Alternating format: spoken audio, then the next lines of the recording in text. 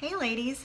Okay, so now that you know all about our foundation and our concealer, our priming spray and finishing spray, it is time to show you how to do your base face.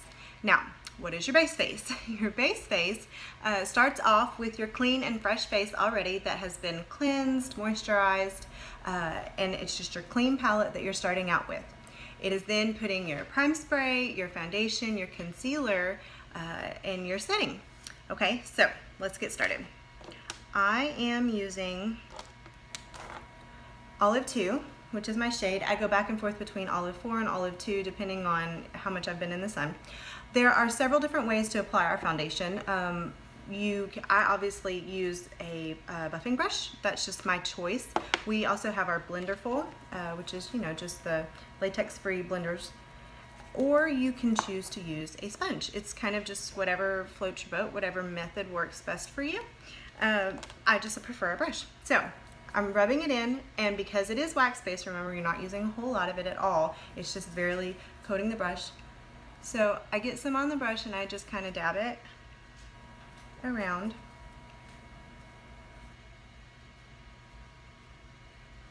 I better look in my mirror with you.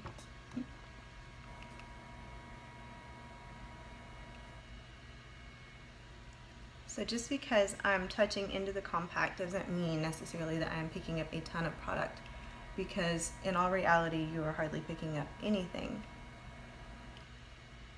It's just a really good solid coverage. Okay, so once I have it kind of stippled everywhere, I will just begin buffing. And these are small circles. It's not, jamming into your face or anything. These are just small circles and strokes, buffing it out into your skin, or onto it, I should say. It's the great thing about ours is that it never settles into your skin, never absorbs. That keeps from all the, icky breakouts that we have,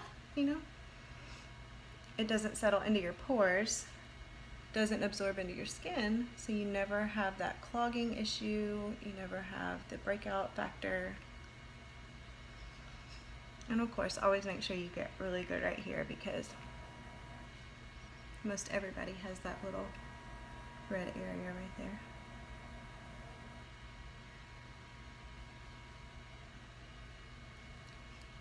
This light makes me look really white. I promise it's not this light.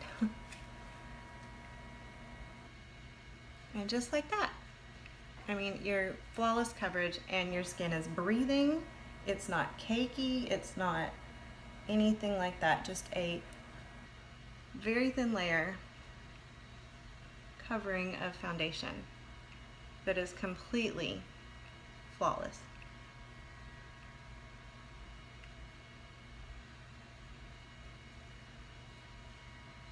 And I totally forgot to tell you that I had already sprayed on my first base.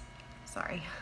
And it's just a really thin, it just primes your face. Totally forgot to tell you that I had done that first.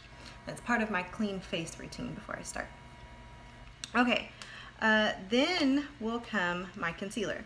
Now, I sometimes will work with 2 different color concealers, because one, you will have that's your skin tone, obviously that's going to mask and conceal any dark circles or blemishes. You want that to be really close to your shade, or you want it to be the shade that will mask that well for you, like opposite on the color wheel. I kind of explained that in the other one.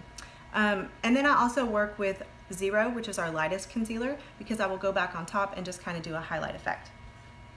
So I have the same type of brush that I used before. It's a buffing brush. It's just a smaller version.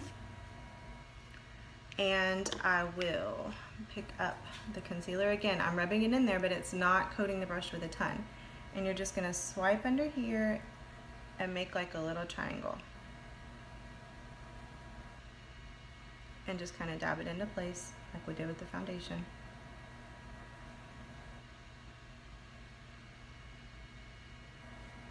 A little bit goes an extremely long way.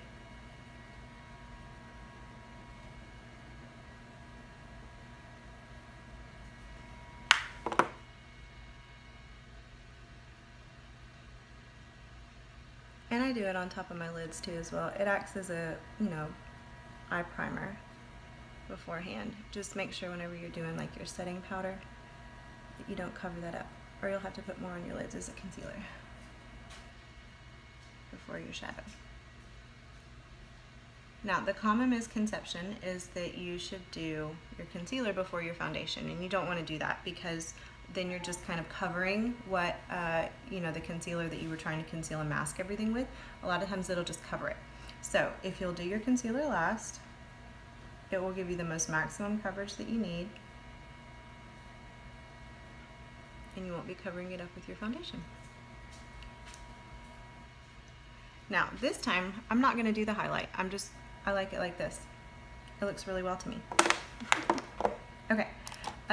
Sometimes I will also, if my skin is a little bit more dewy, like my moisturizer left my skin a little bit dewy, a lot of times when I'll put my concealer on, I can't get it to just blend out and buff out perfectly with this brush. So at that point, I'll just kind of take my foundation brush and just kind of, and I'm not rubbing, I'm just stippling.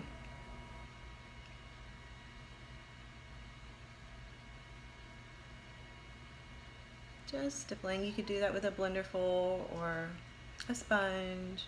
I just so happen to have my foundation brush in front of me that I don't use for anything else. So, okay, so our perfect pressed powder is what we set our foundation with. Because our foundations are so pigmented, they don't need any other pigment to go on top of it to make it perfect and to make it complete. So we seal ours with our perfect pressed translucent powder. It is colorless, pigmentless, and it is also textureless. So a lot of times when you'll see those wrinkles that you get under your eyes from your powder going on top of your concealer, that's not pretty. This is textureless, so it's going on just like silk over it. It's not creating those fine lines and wrinkles.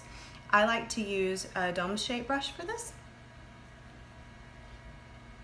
And I just pat it on and set it in.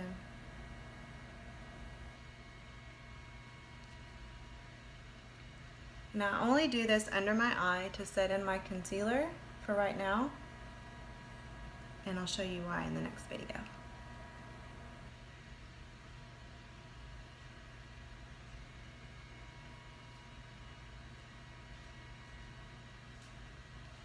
And there's your perfect base face. It is just your priming spray, it is your foundation, your concealer, and then set with your perfect pressed powder. And if this is all you were doing for the day, you would then go take your 10 Years Younger finishing spray and finish. But we'll see you for the next video and you'll see the rest.